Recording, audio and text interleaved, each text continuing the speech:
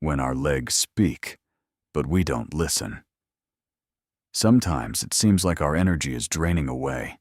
You get up in the morning and your body feels heavy. You seem to have slept well and aren't sick, but your legs feel like jelly. Sound familiar? It's not age, it's a signal. Our legs are our most honest helpers. They are the first to tell us that something is wrong with our body, and they are the first to stop listening if we ignore them for too long. Most people start avoiding movement as they get older. At first, they tell themselves, I deserve a rest. Then, I'm tired. Then, I'm in pain. And at some point, it turns out that climbing the stairs is like climbing a mountain. But your legs don't give up right away. They endure. They wait. While we sit, they wait. While we tell ourselves later, they still believe. But there comes a moment when they get tired of waiting, and then we call it weakness. Although in reality, it is the result of silence. We just haven't listened to them for too long. When a person moves little, their blood begins to flow more slowly. Their feet become cold, their fingers clumsy. It becomes more difficult to bend your knees, and every morning turns into a struggle with yourself. To force yourself to get up, stretch, and go. This is not a disease. It is a habit of avoiding movement. And do you know where the return of energy begins? With the first walk, even if it's just to the mailbox or to the nearest tree. With the first morning stretch, with standing barefoot on the floor and feeling, I am here, I am standing, I am moving. Our feet are the body's antennas. They feel the world. If you haven't stepped on the ground for a long time, haven't felt the texture of the parquet, haven't heard the floor creak under your feet, don't be surprised that your energy is gone. It left along with the feeling of support. An old man once said, I'm not getting old, I just go out less often. And he was right. The day he started walking around his house again, he seemed to come back to life, not immediately, not with a jump or a burst of energy. First he walked to the gate, then to the corner of the street. A month later, he made it to the store, and then he started meeting people again, joking, feeling the wind. This isn't about fitness, it's about getting your body back. When we sit around all day, our legs forget what they're for. The tendons tighten, the blood stagnates, the joints lose their flexibility. But as soon as you walk, even for a few minutes, your body thanks you. It starts to come alive. You feel a slight itching in your muscles, as if they are waking up. That is life. That is energy. A highly respected doctor once compared a person to a river. As long as the water flows, it is clean. As soon as it stagnates, a swamp begins. It's the same with the body. As long as we move, we live. When we freeze, we begin to wither. But the good news is that even a swamp can become a river again. You just need to open the way for movement. To start with, just stand up. Raise your arms above your head, stretch, and reach. Feel your spine straighten. This is not sport. It is self-care. Then take your first step. No rush, no destination. Just walk. Listen to your footsteps. Listen to your body. And after a week, you'll notice that it's easier to wake up. Your knees creak less. Your heart is a little calmer. Because movement is breathing, sleep, and blood pressure. Everything is connected. As soon as your legs come to life, your whole system comes to life. It's important to understand that no one is talking about marathons. This is not about feats of strength. It's about attention. Sometimes the simplest steps can change your life. One woman who constantly felt that she had no strength started her mornings by simply hugging herself and walking around her house.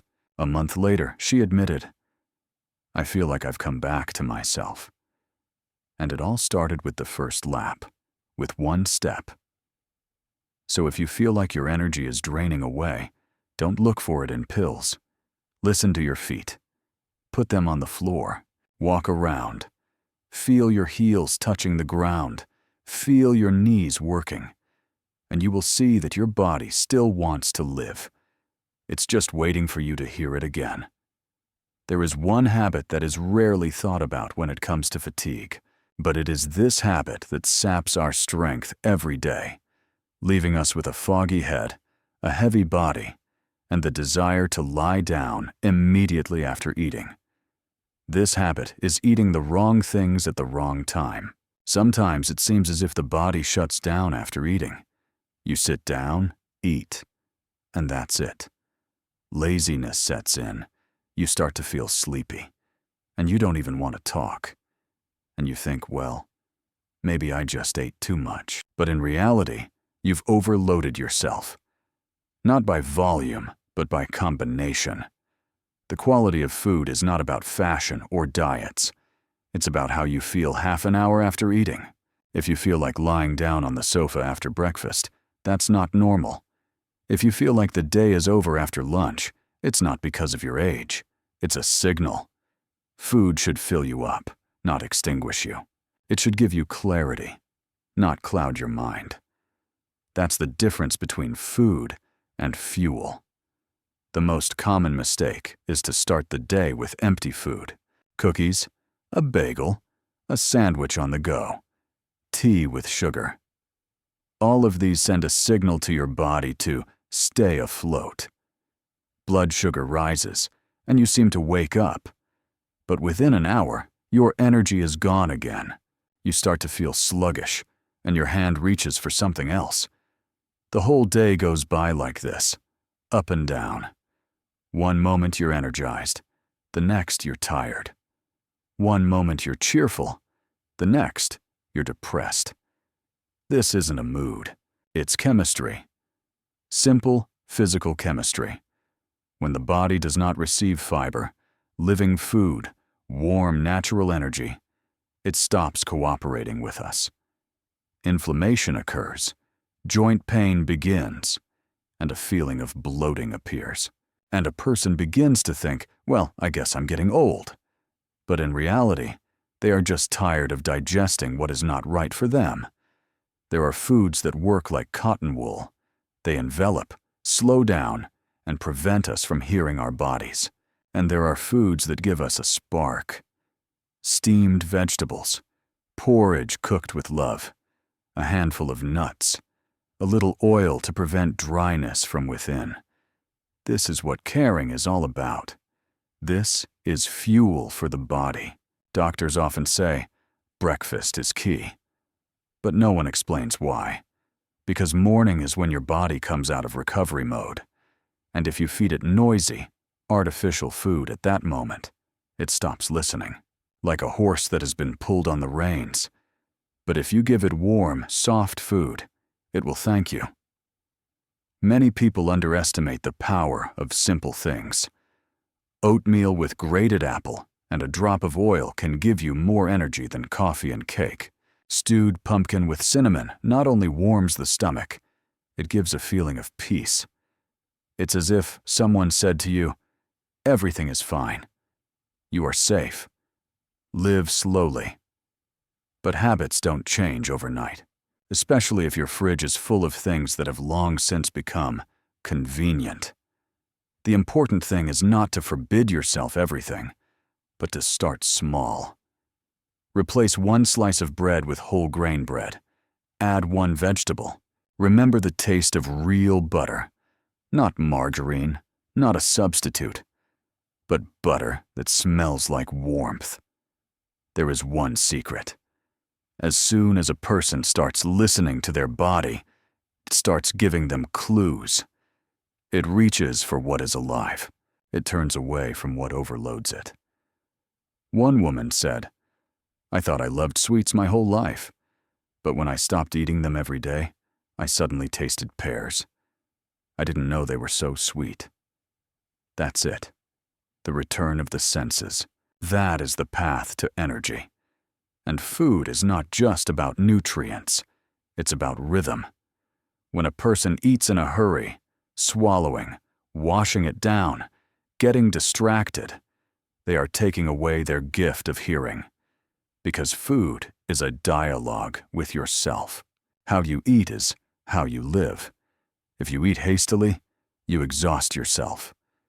Carefully means you give yourself support. I have a habit of snacking at night. At first it seems harmless. A cup of milk, a couple of cookies. But then sleep becomes heavy. The body doesn't have time to recover, and you wake up tired in the morning. But at this time, the body should be resting, not fighting with food. If you have a light evening at least once a week, your body will thank you the next morning. The simplest thing you can do today is look at your plate and ask yourself one question.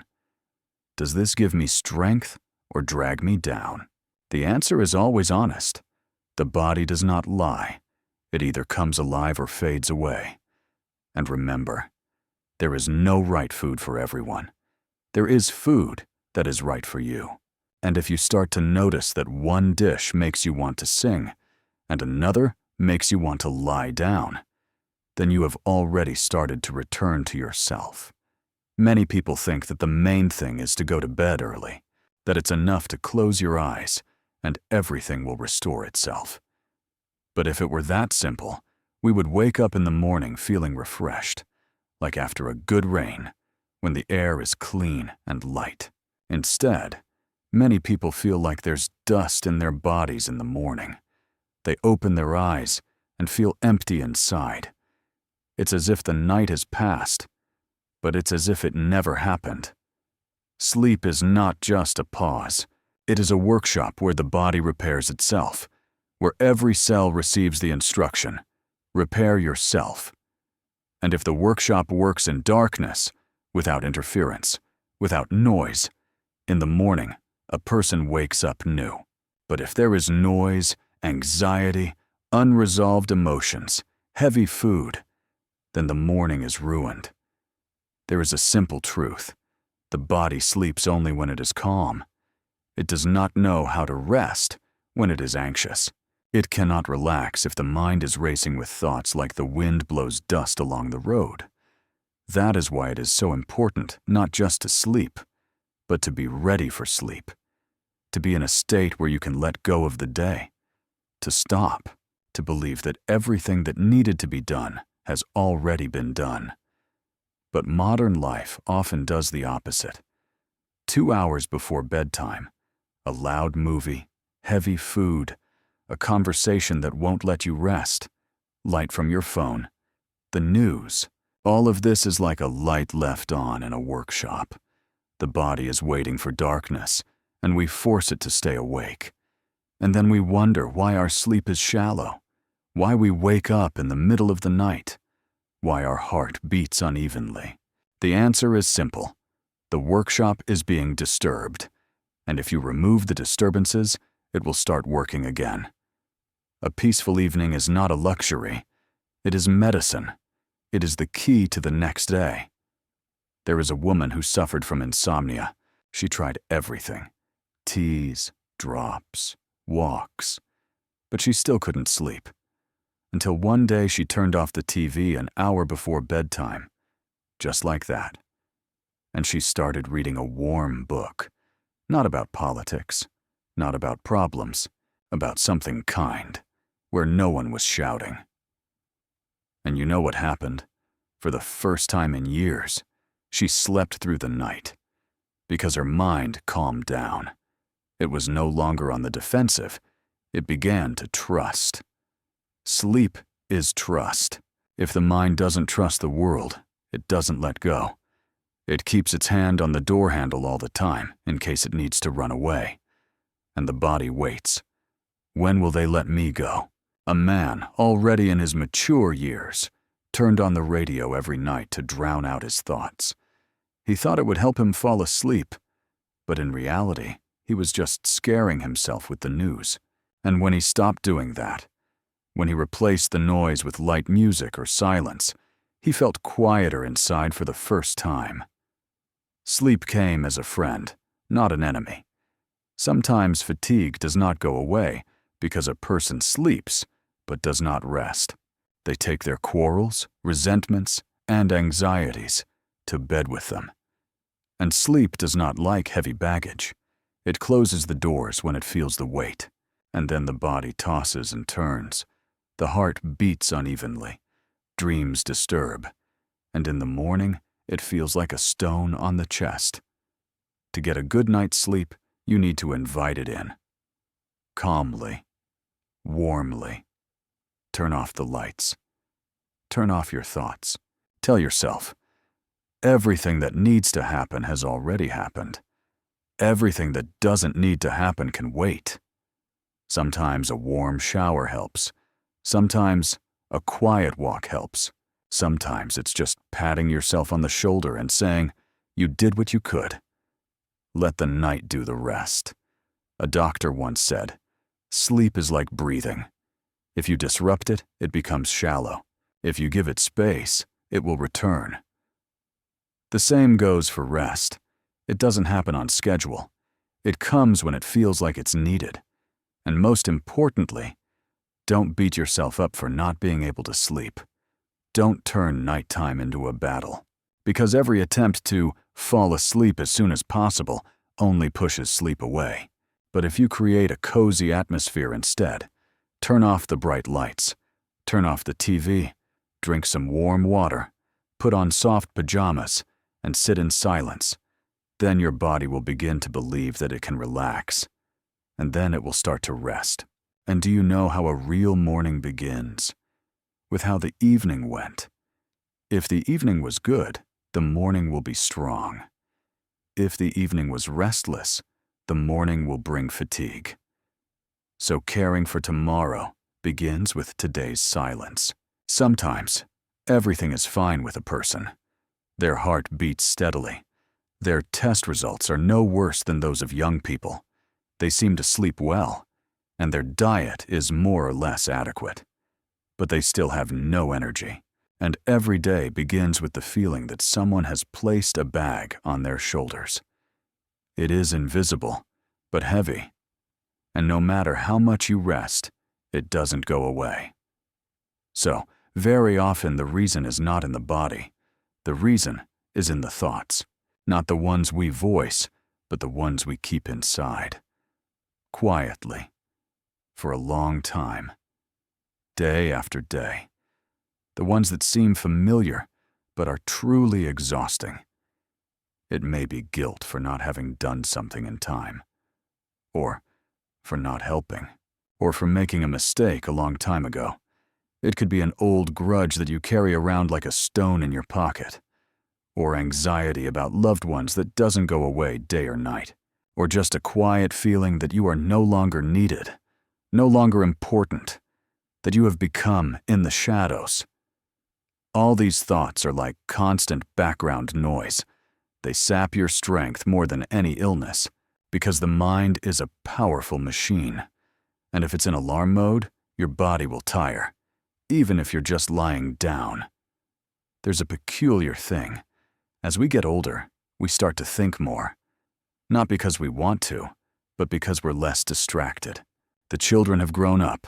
Work is behind us. There is less hustle and bustle.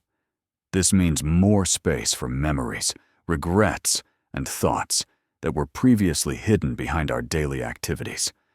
And now they come out. And they start talking, sometimes quietly, sometimes obsessively, but always painfully. One woman said, "I sit in the kitchen all day and think. I think about how things could have been. And every day it gets harder and harder to get up from my chair." But when she started writing down her thoughts on paper every evening, without holding back her tears, something changed. Because once it's written down, it's no longer inside. It no longer weighs you down. Thoughts don't always need to be changed. Sometimes it's enough to bring them out into the open. Talk about them. Write them down. Share them. Because what is not said rots, and what is said begins to heal. That's why a real conversation with a friend who just listens can give you more energy than coffee or vitamins. It's also important to learn to talk to yourself. Don't scold yourself. Don't demand. Talk to yourself as you would to a loved one. Sit down, put your hand on your chest and say, "You did everything you could." You don't have to be strong every day. You have the right to rest, forgive, and let go. There is a man who considered himself unshakable all his life. But when he was left alone, he realized that all these years he had simply been hiding his fear. And as soon as he started talking to it, as soon as he acknowledged it, the fear diminished. And with it, the pressure, and the insomnia, and the headaches. Our bodies always tell us when something is wrong.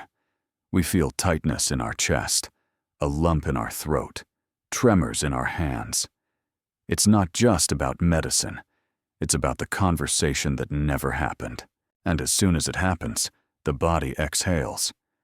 It's impossible to be light when you're carrying a suitcase inside you.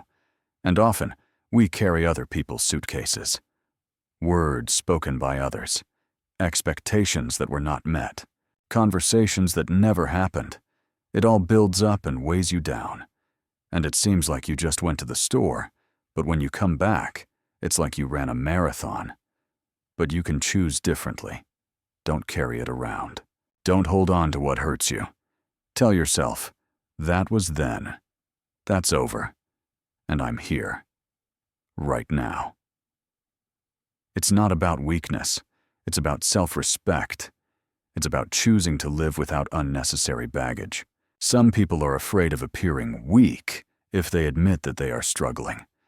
But in reality, the strongest people are those who know how to be honest. Those who don't hide their pain, but look it in the eye. Those who don't dismiss their feelings, but live through them.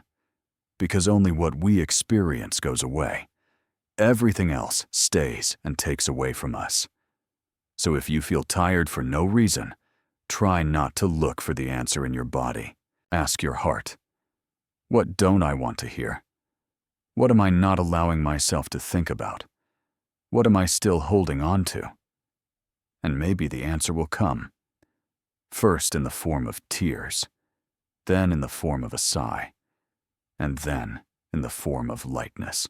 Because when there is more space inside, energy returns, not from pills, not from exercise machines, but from freedom. When we talk about fatigue, we often look for the cause in the body. We check our blood pressure, joints, sugar levels, and tests. But sometimes the body seems fine. And you don't want to live. Not in a tragic sense, no. But in the sense that you don't feel drawn to it. The morning doesn't bring joy. The day is empty. The evening is anxious.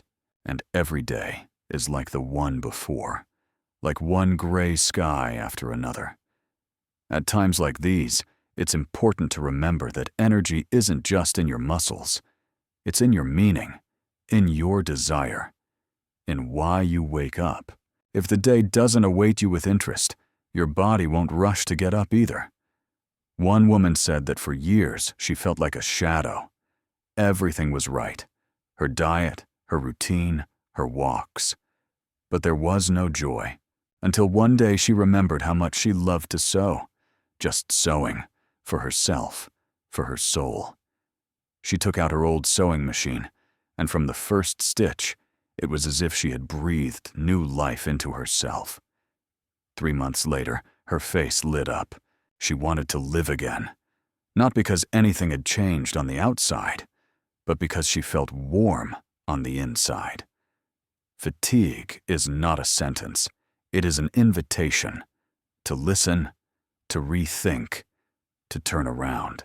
Sometimes it is enough to find one thing that warms you, and your whole life slowly begins to thaw. And there is no need to look for something great. Someone is learning to bake pies again, not for the sake of treating others, but for the sake of the process.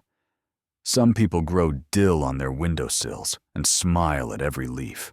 Some people volunteer at the library, because they find it easier to breathe around books. These aren't trivial things. They are the threads that pull the soul back to life. The most important thing is not to believe those who say, "It's too late." Energy knows no age. It comes where it is expected, where it is not hindered, where it is given space. And if you ask yourself every day, "What can I do for myself today?" even if it's just for 5 minutes, those minutes will add up to hours, and then to strength. Energy is not loud success. It is not perfect health. It is the desire to make yourself a cup of tea, to pull up your socks, to dust the bookshelf and smile. It is life in the details, in the little things, in the fact that your soul feels needed again. And then the body, even when tired, follows the soul. Because the soul knows the way. It always has. Thank you for being here, for taking the time not just to listen, but to hear yourself, your body, your soul. You are not alone. Fatigue, doubts, pain. Almost everyone experiences these things. But there is something else. There is a quiet strength inside, the kind that awakens when you choose to take care of yourself. Not because you have to, not because you should, but because you want to feel the taste of life again.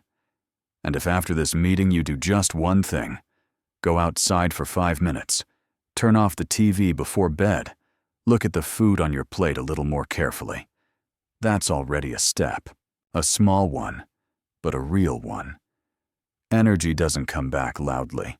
It doesn't shout. It comes in silence. When you allow yourself to live with interest, with warmth. When you allow yourself to be alive. Not perfect, not strong, but simply real. Start small. Start simple. Start with what your heart tells you, and then it will show you the way. Be kind to yourself, because your body hears your every thought. And if you tell it, "I want to live with ease," it will surely respond. See you soon, and may every day not just be lived, but lived with feeling, with attention, with love.